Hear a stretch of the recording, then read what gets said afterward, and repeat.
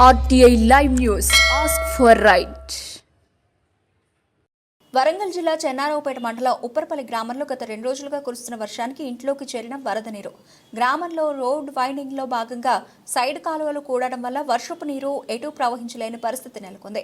గ్రామానికి చెందిన కలాం ఫౌండేషన్ సభ్యులు మాట్లాడుతూ ఎలాంటి భవిష్యత్తు కార్యాచరణ లేకుండా ఇష్టానుసారంగా సీసీ రోడ్లు నిర్మించి ప్రజలను తీవ్రంగా ఇబ్బందులకు గురి చేస్తున్నారని, తక్షణమే సైడ్ కాలువలు నిర్మించాలని ప్రభుత్వాన్ని కోరారు.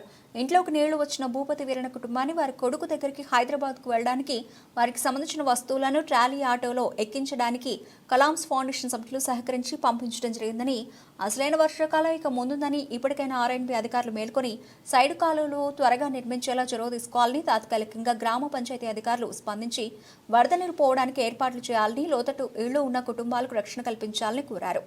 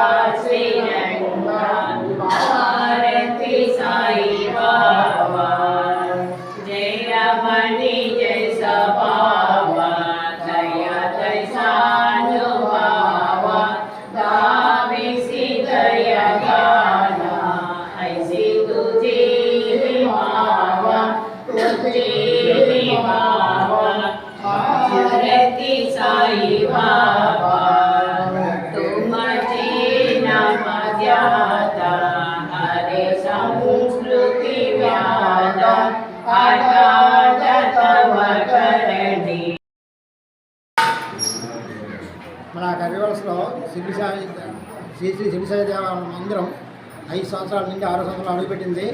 ఈ గురుపారణ సందర్భంగా ఈరోజు ఉదయం 5 గంటల నుంచి కార్యక్రమం ప్రారంభించాము.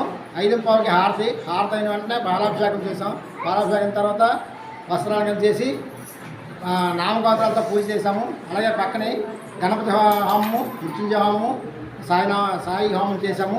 హోమం అయిన తదనంతరం హారతి ప్రారంభిస్తున్నాం. హారతి అయిన తర్వాత అన్న సమారాధన చేస్తున్నాం. సాయంత్రం వాళ్ళకి ఊరేగింపు ఉంటుంది, భజన కార్యక్రమం ఉంటుంది. జై సాయిరామ్.